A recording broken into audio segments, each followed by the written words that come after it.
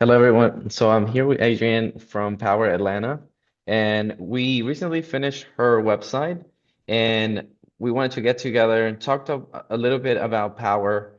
And I want to give her a chance because the reason why we like to work with nonprofits is because we also like to spotlight them and give them opportunity to reach more people. And really, I think you guys do a really big and impactful work to the community.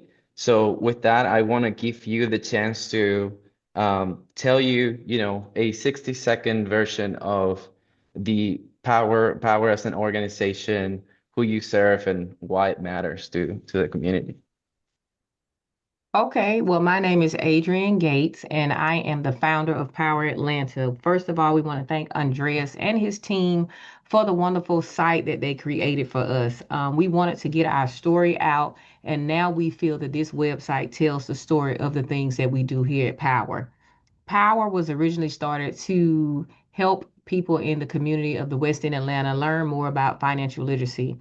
As we grew, we saw that there were immediate needs and basic needs that weren't met, such as food insecurities and health disparities. So we expanded to do some sexual health services and some basic testing for hypertension, diabetes, and things of that nature.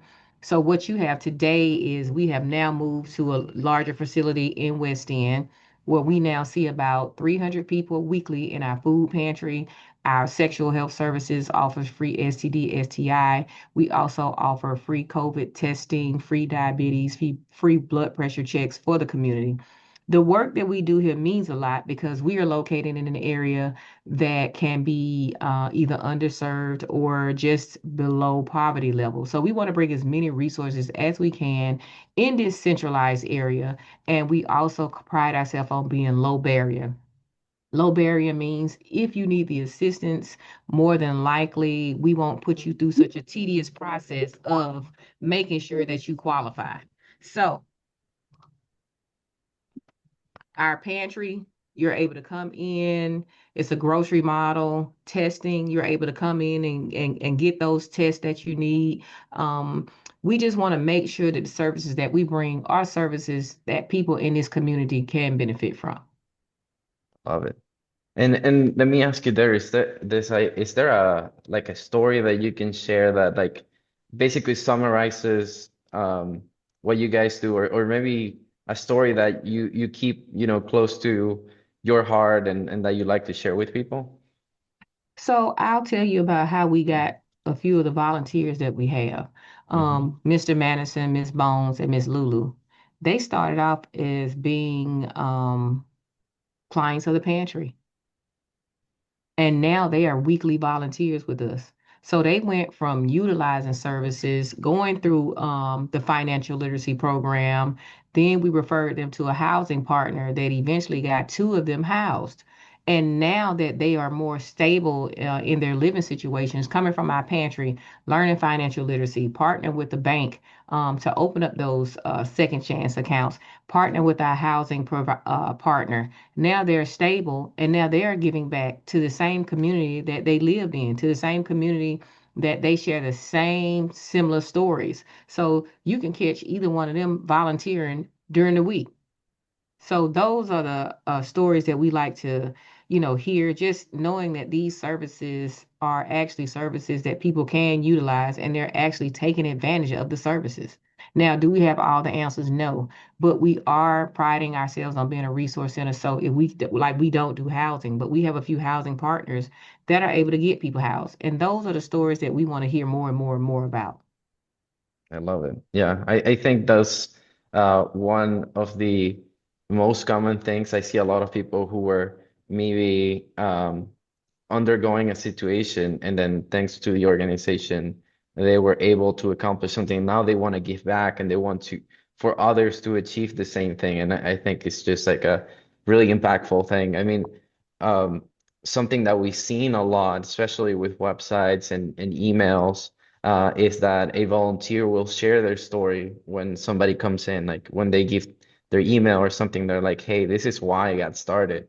And then it kind of like pushes that other person to go, oh, I want to get there. I want to also help people. I want to also, um, you know, be the change in the community. That's So that's yeah, definitely one thing I can say about the people that work here. They are of the community, and when I say of the community, they have a lot of lived experiences in certain things that we all in certain services that we offer here. So I think that sometimes those lived experiences enable people to actually have the heart and compassion to really dig deep and help others in their community. that's awesome. Well, and now jumping quickly to the website situation, basically what you guys were going through before and maybe some of the things that were happening. So before the new website, what was a something that was frustrating day to day? What were you trying to accomplish that you couldn't do? We Could you weren't tell? Yeah, we weren't able to really capture the data, Mhm, or capture the donors or be able to have our website actually tell the story. This website speaks the story, it speaks to the growth, and it actually has the data capturing the data. So we'll know that we have about 15 to 20 people visiting the site and what services they can benefit from. We want to be able to be more of a beacon of hope so we know exactly what it is that we need to focus on more. So mhm, just a simple survey of what it is that you could, what can we do for you is great. Or what services are you already, what service that you already have.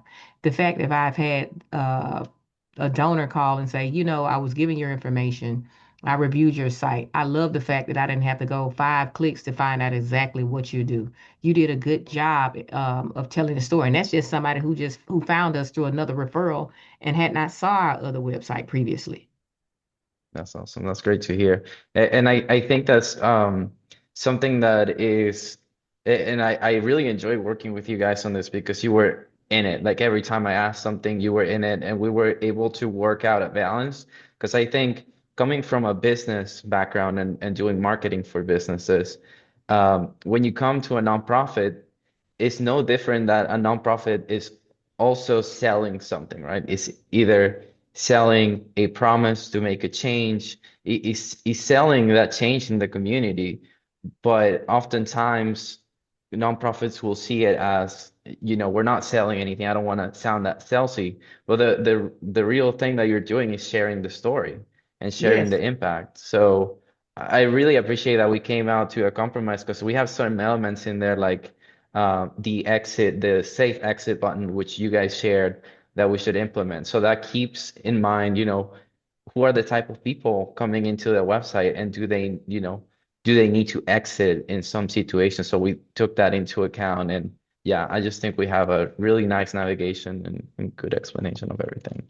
Oh, definitely, definitely, definitely. Some Mhm. services that we offer, are not always for all clients. So we want everybody to feel comfortable. That safe exit was implemented. You may want to explore sexual health, those resources. It may be, something that could be against your religion. You may not want your parents to find out, but it's just whatever for whatever reason. You can click our safe exit button, and then there you are. You're back at another page. It's just like he was just scrolling. Mhm.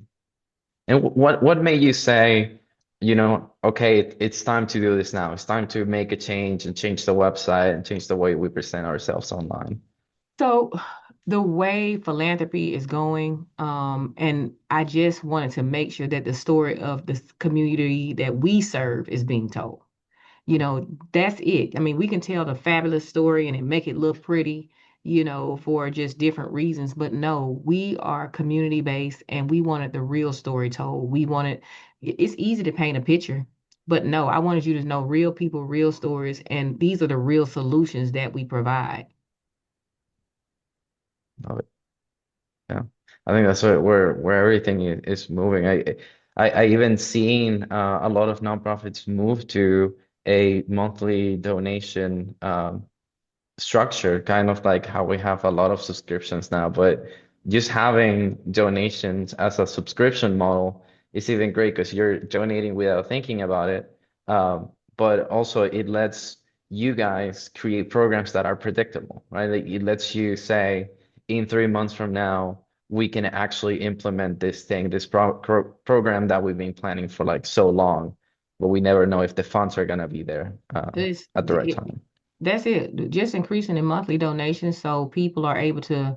have nutritious food at the pantry. We pride ourselves on offering nutritious foods. We know that this community is rampant with high blood pressure and things of that nature. So we want to always purchase. People seem to think that food is always donated to community-based organizations, nonprofit, but it's not.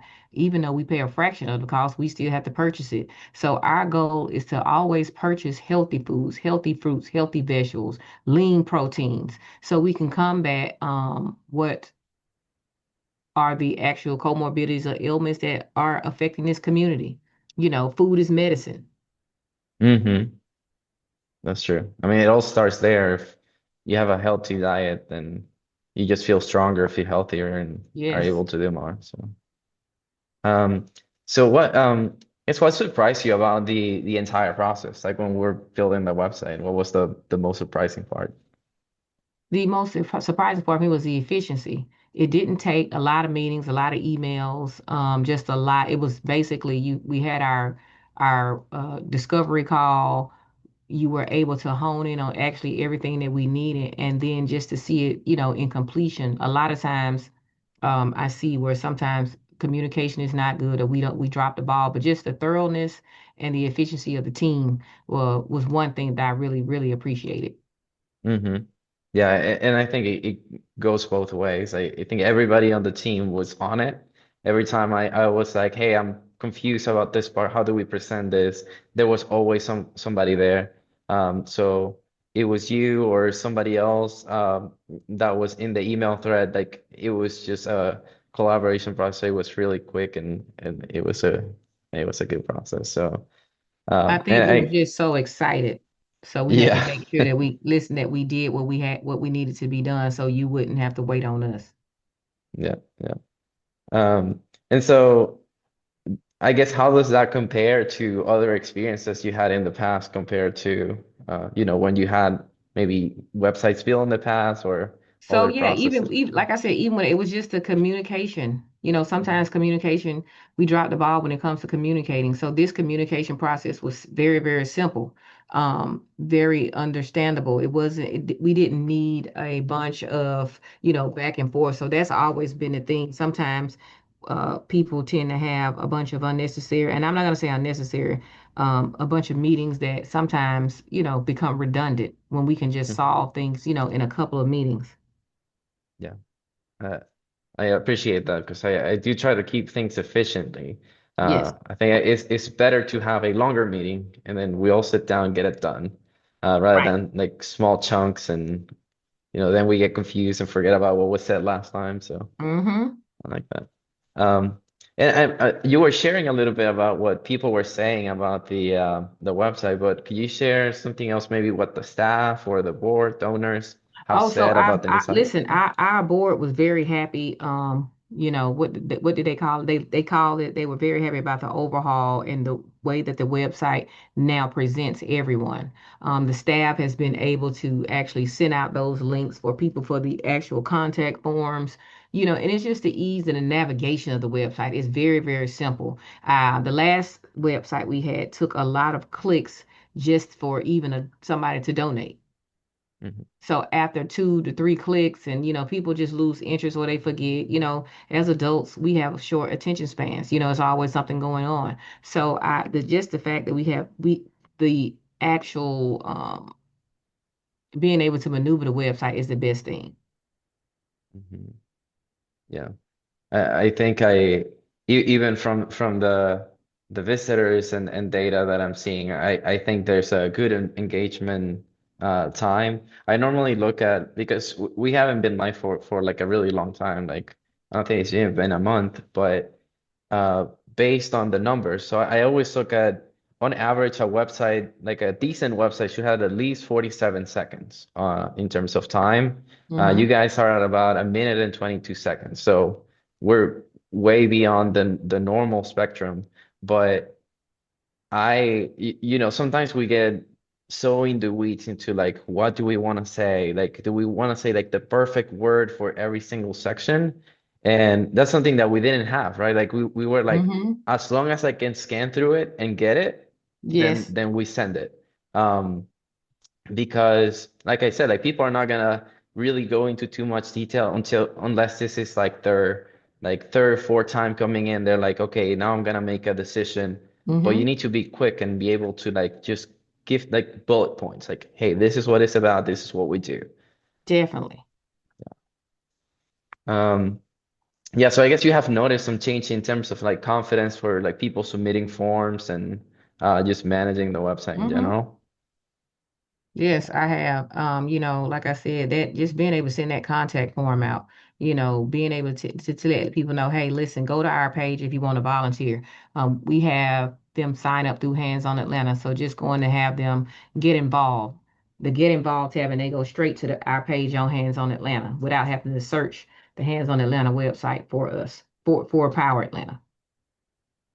Perfect. And something that I'm getting to talk to a lot of nonprofits, and I know we're still going through this process, but it's the Google Ads grant.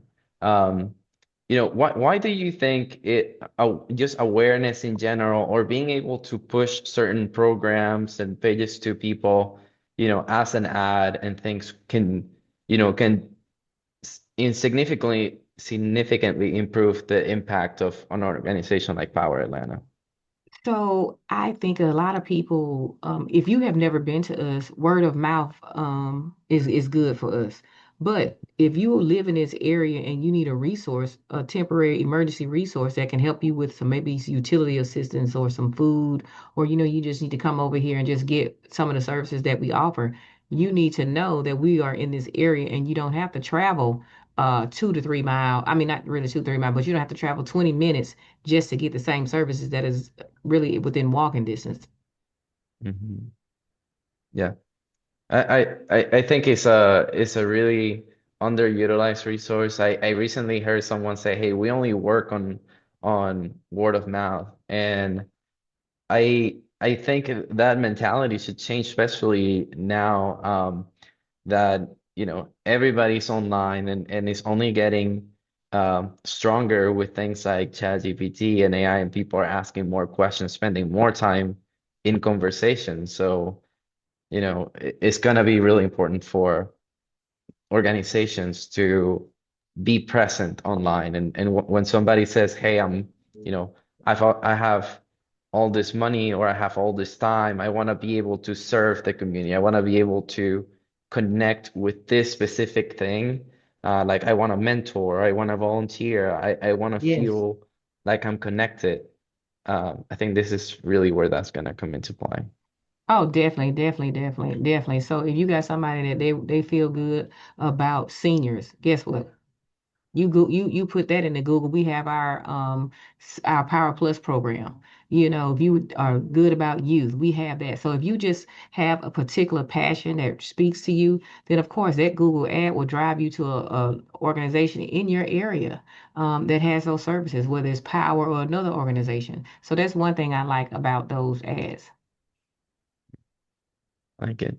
So, and going back a little bit to the things you were saying at the beginning, um, what is so actually actually today I sent out a newsletter to like a community of business that I share like local events and things like that. But I was talking about something I learned this week, which is push versus pull. So, and that's in terms of like the things we do, right? So a push would be like I want to get my business to grow and go through all the phases, get to $1 million, do whatever.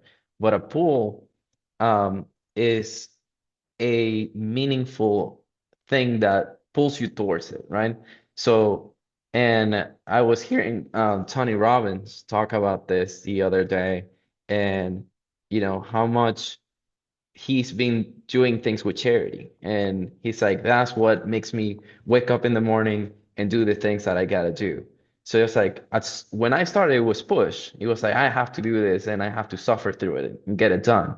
But now it's like that drive, that pull. So, but what is that pull for you? What So is the that so this drive? is so this is me. I came from a corporate position where during Mhm. COVID I had to come to work throughout everything that was going on, and I was so-called quote unquote essential. But I felt that what I could do it from home. I worked at a desk.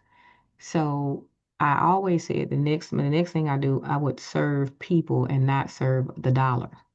So Mhm. for me, is knowing that when I am assisting the clients here, these are people that really actually benefit from the services and they are happy to have these services and they are appreciative of these services. For me, it is the people putting smiles on kids' faces, making parents know that there is something out here to assist you while you are going through this challenging time. Just being a bridge of hope for individuals, not just making it about, money. I love it. I love it. Yeah. I think, yeah, eventually if you're not using money to, go towards the goal, both personally and even in the community, it really means nothing. I feel Hmm. it feels very empty. Uh, Hmm. and it should always be attached to something you believe in. So I love it. Um, let's see, and just to be respectful of your time and just close this out, I would like to ask you, what will you tell another nonprofit considering a website refresh and maybe they've been, going through it about in their head and they're like, I don't know if we should do this now. They know that they're losing people on their website, but they're not sure if they're ready. I would say go ahead and make the investment. Your story can change. You see what happened with us. We started financial literacy. Now we are doing health services, and we have like just a whole different youth and senior population. So every so often, I encourage you to go ahead, refresh, rebrand, and retell the story because the story changes. I love it. Well, I appreciate your time and um, thank you everybody for watching, and I'll see you in the next one. All Thank right. you. Have a good one. Bye bye.